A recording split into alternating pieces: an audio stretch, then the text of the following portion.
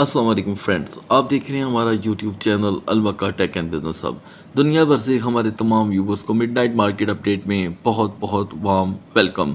आज रात की अपडेट का आगाज़ दोस्तों मैं एक बड़ी खबर के साथ करना चाहता हूं, और वो खबर कुछ यूँ है कि माइक्रो स्ट्रेटजी जो पिछले 2 साल से लगातार, शायद मैं यहाँ पर आपको अगर ये कह देता कि 3 साल तो ये भी कम नहीं थे, कि एक लंबे अरसे से माइक्रो स्ट्रेटजी के जो ओनर हैं वो बिटकॉइन को यहाँ पर तवज्जो में रख कर बैठे हुए थे। आप बहुत अच्छे से जानते हैं कि इन्होंने इस तमाम अरसे में बीटीसी के सिवा किसी को तवज्जो नहीं दी। बीटीसी किसी भी हाल में था, इन्होंने उसको तवज्जो दी और उसे अपने जो कि है बैलेंस में ऐड करके दुनिया को ये तवज्जो दिलाई कि हम कहीं ना कहीं इसकी एक बड़ी जो कि है क्वांटिटी को ऑन करते हैं। तो आज की जो बड़ी खबर है वो ये है दोस्तों कि strategy qualifies for S&P 500 inclusions decision could come on Friday. Friday कौन सा दोस्तों, जो आने वाला है। और होगा क्या, S&P 500 में यहाँ पर क्वालिफाई करने के बाद ये अपना कल को यहाँ पर कुछ भी ऐसा प्रोडक्ट का लेवल लॉन्च कर सकते हैं। और जैसे कि आप जानते हैं कि एक जो सेकंड क्वार्टर गुजरा था उसमें 10 बिलियन की नेट इनकम यहाँ पर इन्होंने बाकायदा तौर पे अनाउंस की थी, और उसका जो क्राइटेरिया था वो इन्होंने पूरा कर लिया। ठीक है जी।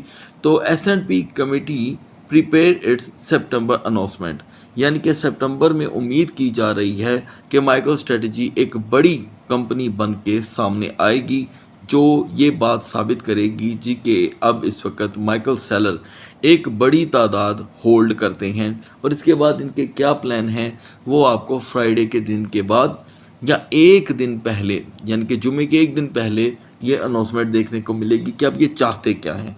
Reported 14 billion operating income, 10 billion net income and 114.5 million revenue in quarter 2 2025 with full year guidance of 24 billion net income. तो ये इन्होंने पूरा अपना सारा कुछ डिक्लेयर करके मार्केट के अंदर शो कर दिया है। अब दोस्तों मुझे ऐसे लगता है कि ये अपने किसी ETF के प्लान के चक्कर में है। मान लें कि ये अपना कोई प्रोडक्ट मनवाने में या लॉन्च करने में कामयाब हो गए, तो फ्राइडे का दिन एक नया चेंज लेकर के आएगा मार्केट के अंदर। वो चेंज क्या शक्ल इख्तियार करेगा, किस तरफ हमें लेकर के जाएगा, ये हम नहीं जानते। अलबत्ता ये आपको भी याद होगा जो मैं कहने लगा हूँ, मैंने माजी में भी कहा है और अभी भी, कि माइकल सेलर जब भी मार्केट में चमके हैं, इन्होंने कोई स्टेटमेंट दी है तो उसका कोई ना कोई हमेशा मुस्बत हमने मार्केट के अंदर इम्पैक्ट देखा है। उसकी मिसाल मैं आपको यूँ दे देता हूँ कि BTC जब 15,000 17,000 पे हिचकोले ले रहा था और बहुत बुरी तरह डाउन कर रहा था, तो दोस्तों ये एक वाहिद बंदे थे माइकल सेलर, जो उस वक़्त इसे जो कि है हमेशा पॉजिटिव स्टेटमेंट के साथ देखते थे और बाय भी करते थे। तो मुझे अच्छी तरह याद है कि ये उस दौर से लेके अब तक हर लेवल की यहाँ पर एक बड़ी बाइंग करने के साथ साथ इसे होल्ड भी करते हैं। लेकिन इसके कुछ मनफी असरात भी मैं आपको बता दूँ कि कल को अगर ये मार्केट में प्रॉफिट टेकिंग करेंगे तो यकीनन इनको कुछ ना कुछ तो सेल करना पड़ेगा। तो किसी ना किसी हद तक ये मार्केट के ऐसे शेयर होल्डर बन के सामने आएंगे कि पूरी मार्केट जो है वो इनके कंट्रोल में आ सकती है। तो लिहाजा फ्राइडे का दिन अहम होगा, अपने ज़हन में रख लीजिएगा। बढ़ते हैं मार्केट की तरफ। गाइस, जैसे कि आप जानते हैं कि आज था लेबर डे, और उसकी वजह से मार्केट में वॉल्यूम हमें बहुत ही ज़्यादा डाउन साइड पे जाता हुआ दिखाई दिया। इसे हम क्रैश कंसीडर नहीं कर सकते, मोस्टली इसे वॉल्यूम की कमी की वजह से हम करेक्शन का नाम देते हैं। तो दूसरी तरफ दोस्तों अगर हम डोमिनेंस देखें तो वो बहुत ही हाई जा चुका है, यानी कि 56.10 से 56.50 पे आना ये डोमिनेंस के लिए काफ़ी बड़ी बात है। तो दोस्तों आज हमने देखा कि WLF यानी कि ओल्फी फाइनेंस टोकन मार्केट में लिस्ट हुआ और आते ही 18% का यहाँ पर लो फराहम कर रहा है। बहुत से व्यूवर ने हमसे इस बारे में सवाल किया कि वर्ल्ड लिबर्टी फाइनेंशियल टोकन के बारे में आपकी अपनी क्या राय है। देखिए दोस्तों, इससे पहले कि मैं अपनी कोई राय देता, राय से पहले ही आपने ये ट्रेलर देख लिया है। ट्रेलर का ये हाल है कि दोस्तों ये देखें कि 18% तक डाउन कर गया है। तो माजी में ट्रंप से जुड़े जितने भी टोकन थे उनकी रेपुटेशन ऐसी ही रही, जैसी आज इस वक्त वोल्फी की देख रहे हैं, तो मैं समझता हूँ कि हमें फ़िलहाल इसे समझने की ज़रूरत है और इज्तनाब करने की ज़रूरत है। और बीटीसी दोस्तों एक मरतबा फिर से ट्रेंड कर रहा है और CRO टोकन में मुसलसल कमी, ट्रेंड के नाम के ऊपर सिर्फ इसमें वॉल्यूम गिर रहा है। लिहाजा इन सब चीज़ों के बावजूद बीटीसी ने 1500 की 200 रोटेशन पकड़ी जो आपके सामने है। और अगर हम यहाँ पर इथीरियम की तरफ आएँ तो इसने रोटेशन डाउन साइड की तरफ पकड़ी और इतनी ज़्यादा कि हमने 4309 का लो देखा और रिकवरी 4341 की। लिहाजा इन दोनों को लास्ट में डिस्कस कर लेंगे। आगाज़ करते हैं XRP से। तो दोस्तों XRP ने सुबह भी हमें अपनी सपोर्ट जो कि है यहाँ पर ट्रिगर करवाई थी और अभी वही सूरत हाल बन रही है। तो मैं देख रहा हूँ दोस्तों कि आपको अपडेट किया गया था कि 2.73 से 2.75 के दरमियान इसकी सपोर्ट रहेगी। लिहाजा XRP 2.72 का लो प्रोवाइड कर चुका है, तो फिर से इसकी सपोर्ट हो गई है triggered. So now hold on now BNB के लिए दोस्तों यहाँ पर जो हमारी सपोर्ट थी आज की 860 और रेजिस्टेंस बहुत ही लो 863। और आप बहुत अच्छे से जानते हैं दोस्तों कि यहाँ पर XRP ने BNB ने, मैं रिपीट कर रहा हूँ दोस्तों, BNB ने पहले तो 860 का डिप पकड़ा, हाई रहा 869 का और फिर 843 का बड़ा लो। और जैसे कि आप जानते हैं कि BNB काफ़ी दिनों से अपनी कोई भी सपोर्ट मजबूत नहीं बना पा रहा, तो अभी हमें एक बड़ा लो देखने को मिला है कुल मिलाकर के 23 का। और अभी के लिए इसकी जो वक्ती सपोर्ट है वो 845 की है, रेजिस्टेंस 853 सोलाना के लिए दोस्तों हमारी आज की सपोर्ट थी 200 की, ठीक है। और रेजिस्टेंस 206 आपको अपडेट किया गया था कि 200 अगर हमारी यहाँ पर सपोर्ट टूटती है जो कि टेम्पररी सपोर्ट है तो 195 का लो देखेंगे। अलबत्ता दोस्तों कैपिटलाइजेशन में एक बड़ी कमी वाक़या हुई है। अब होगा कल एक दोस्तों कारोबारी हफ्ते का दिन, और क्योंकि अब यहाँ पे लेबर डे हुआ चाहता है ख़त्म, तो वॉल्यूम के अंदर आपको अच्छा शफल देखने को मिलेगा CME गैप के हवाले से भी।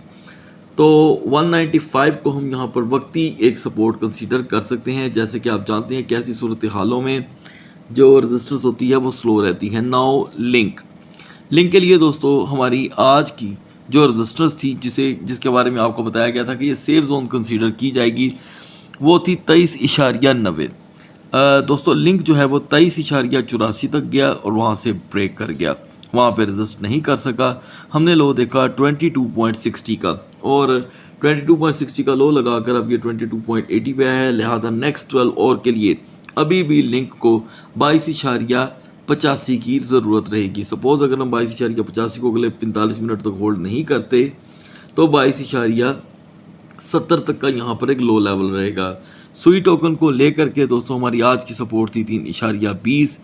सुई ने यहाँ पे दोस्तों 3.19 को ट्रिगर कर दिया है। लिहाजा एक नॉर्मल एग्जिट लेवल रहेगा यहाँ पर, वो है 3.25 का। जल्दी से दोस्तों हम आते हैं पोल्का डॉट पे।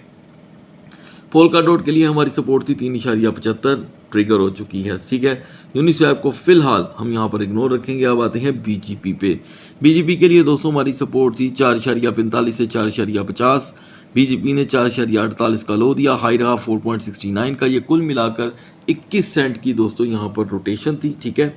और अब इस वक्त BGP 4.70 पे विराजमान है कंटिन्यूसली। ज़्यादा इसकी सपोर्ट रहेगी 4.61 की।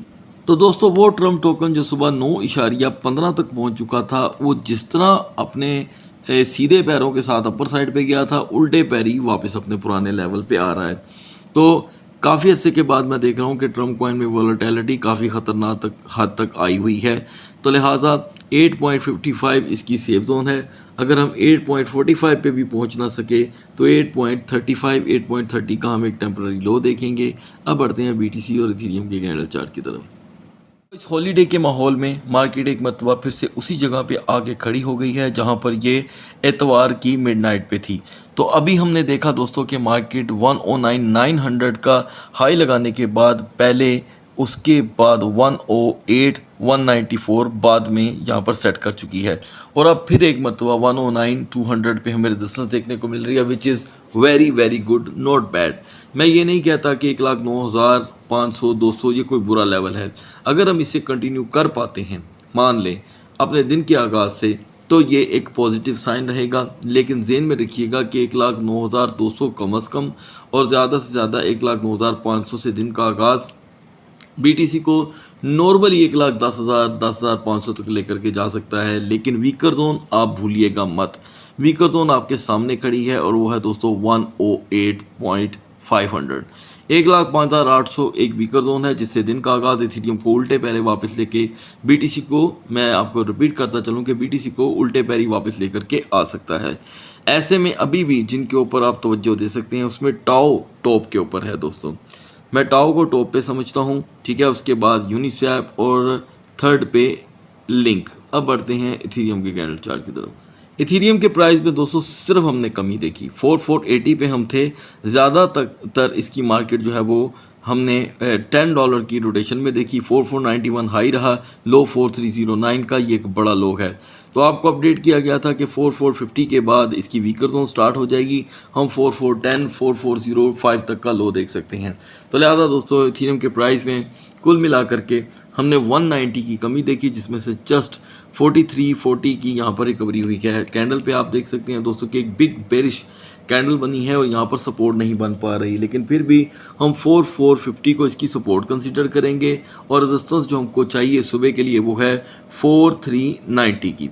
तो 4390 से ही यहाँ पर इथेरियम को एक एनर्जी मिलेगी और एक नए जो इसके पंप होने के सिलसिले हैं वो ओपन हो जाएंगे और 4420 4430 का एक नया रेजिस्टेंस लेवल फिर से देखने को मिलेगा।